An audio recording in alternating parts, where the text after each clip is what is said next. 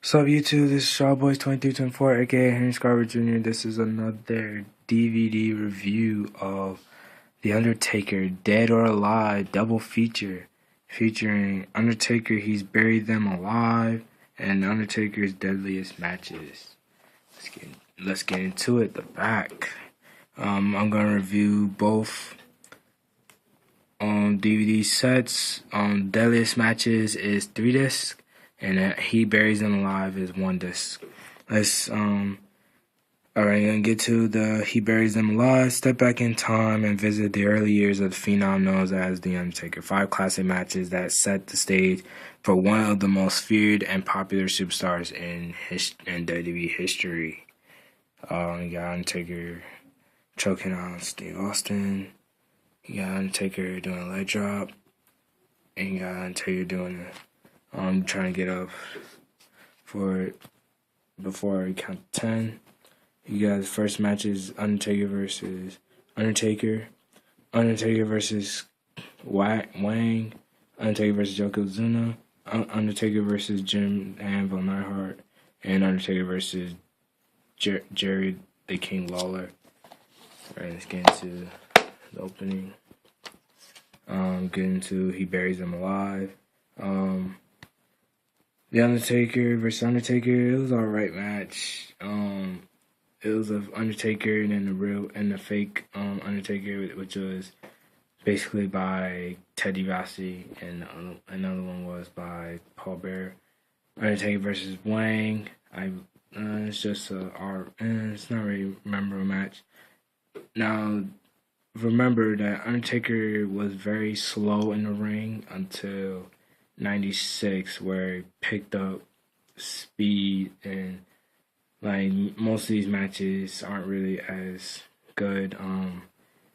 Him versus, I believe, Jim Anvil Neidhart. I think that was in a casket match. He was basically afraid. He was so scared of caskets, he basically ran away. Undertaker won. Undertaker versus Jerry Lawler. That was also in a casket match as well, and that was alright match. And then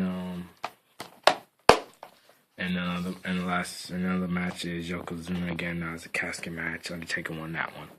Alright, that was short and quick. Let's get into the Undertaker's Deadliest Matches. He is the most anonymous presence in the history of WWE, known for taking the souls of scores of superstars and his historic WrestleMania undefeated streak, which is not undefeated streak anymore. I already explained that already. Now, for the first time ever, Undertaker's most dangerous conflicts are collected in Undertaker's Deadliest Matches. This set includes casket matches, buried alive matches, Hell in a Cell matches, Last Ride matches, body bag matches, or body bag match, boiler room brawls, only a boiler room brawl, concrete crypt matches, and numerous other brutal bouts, and prepare for carnage, including body bag match, Undertaker versus Ultimate Warrior, buried alive match, Stone Cold Steve Austin versus Undertaker, Hell in a Cell, Undertaker versus Randy Orton, Inferno match, Undertaker versus Kane, last man standing match for the World Heavyweight Championship, Undertaker versus Batista. Alright, let's get into disc 1.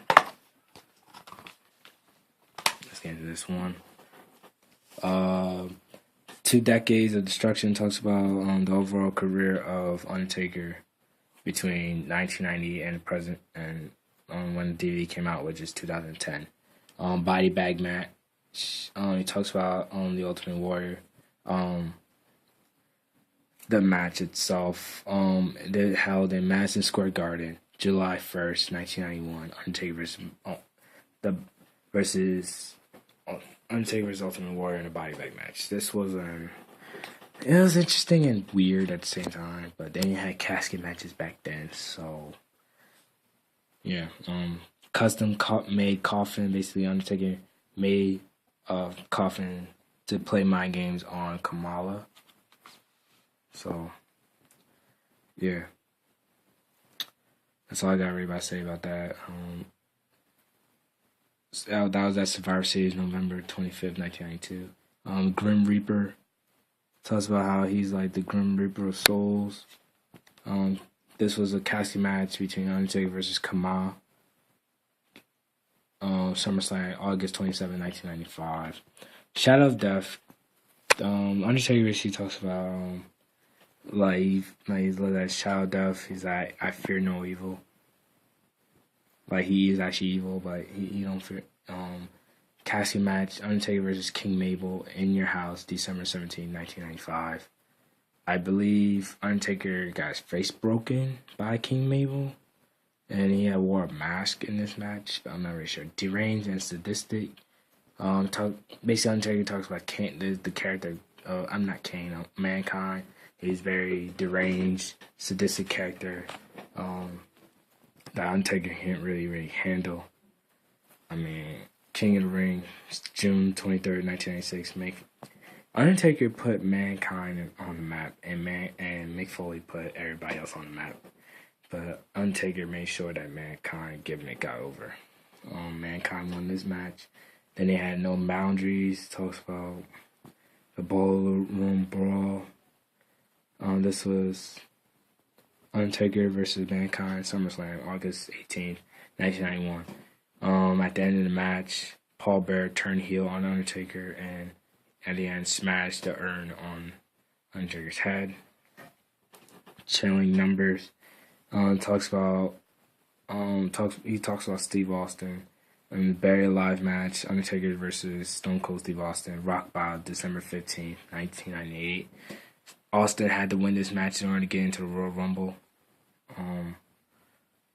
This was a good match. It's probably like one of the best Buried Alive matches I've seen. Internal Fire, Inferno match, Undertaker versus Kane, Raw, February 24th, 1999. Basically talk about burning like him and his brother in story, basically like burn each other. I would rather have their first Inferno match, because this Inferno match it's not really as good as the first one. So then he gets into this too. So about this one is good. An imposing force, Undertaker versus Big Show, Raw, May 3rd, 1999. This is a alright match. I believe he was the champion at the time, and Undertaker got disqualified because he had used an ether thing on Big Show, which had knocked him out. It said what lies beneath. This was a WWE Championship match between Undertaker versus Big Show, Raw, June 7th, 1999. One of the most memorable moments in Raw was when Big Show chokeslam Undertaker through the ring. That was amazing. Nobody ever did that. And like the match, like it was for the WWE Championship, and they stopped the match. I mean, that's how much of an impact that was. A long and complex history. This was between it was a concrete crypt match. Undertaker versus the Dudley Boys in the Great American Bash, June 27 to 2000 in 2004. Basically they skipped from 98 to 2004 because when it was when it wasn't the dead man gimmick. He was more of like American. He's more like human. So they skipped. So yeah, even if he had brood matches in like 2000, 2001 and stuff like that. But this match, this was the way it's set up. They captured Paul Bearer. They seal him up. Undertaker, they had a long match. Thing with Undertaker. So basically, the thing is that with their friendship, like, would he do the right thing? But Undertaker won the match, but Taker eventually sealed Paul Bearer's fate and submitted him. You had Darling and Wicked Man. Casket match, Undertaker versus Heidenreich, Royal Rumble, January 30th, 2005. Basically, in Heidenreich, he basically wanted. Basically, he wanted nothing to do with casket matches. He hated casket matches, and that was ultimately his downfall. Also, Kane and Snitsky made a nice appearance. Kane eventually helped his brother. That was good. Like father, like son. First ever handicap casket match between Undertaker versus Randy Orton and Cowboy Bob Orton. No Mercy, October 9, 2005. This was a good match. Can't really complain too much about it.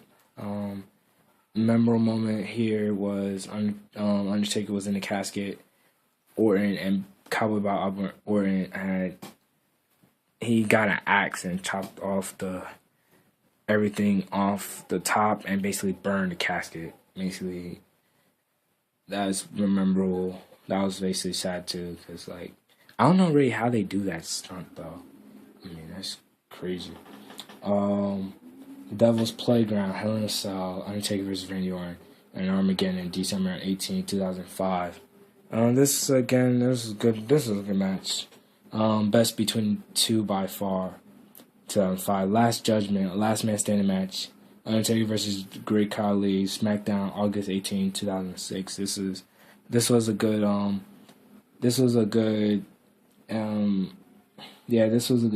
Last Man Standing match. Basically, Khali had the advantage over him. He beat him at Judgment Day, and then at Grand American Bash, he faced Big Show instead of Great Khali. And though they get a one up on Great Khali, he basically beat him in the Last Man Standing match. I believe Khali was injured during the time, so yeah. So this 2 was alright, not the best. Let's get into disc 3, First Blood match. First Blood. I believe he talks about the First Blood match between Undertaker versus Kennedy, Survivor Series, November 28, 2006. This was a good match. Again, they was pushing Kennedy, so Kennedy didn't draw First Blood. MVP did by hitting Undertaker with a steel chair. But Kennedy won the match despite being a weasel and despite not hitting Undertaker with blood. But Undertaker got his revenge and smacked Kennedy with the hardest chair shot. Last Ride. Last Ride match, Undertaker versus Mr. Kennedy, Armageddon, December 17, 2006. Again, this is a good match. Can't complain about it. Undertaker won this match. Power Lies Within, Last Man Standing match for the world title. Undertaker versus Batista, April 29, 2007. This was a good match. I'm telling you, any match with Undertaker and Batista is gonna be a good match. Can't complain about that. Also, this match they had no winner and it ended in a draw. By Undertaker got speared off the stage, and they both got knocked unconscious. Revenge. Basically, Undertaker talks about how when Big Daddy V had attacked him earlier on the week or something like that, Undertaker wanted to get revenge. And the way he got revenge was he put him in this new submission move called Hell's Gate, because originally he couldn't get his original the triangle choke, but he modified it, and then I think that was the first person that he did it on, because he spewed out blood, but when he first did it, but over time he modified it to where you won't spew out blood, you'll most likely pass out.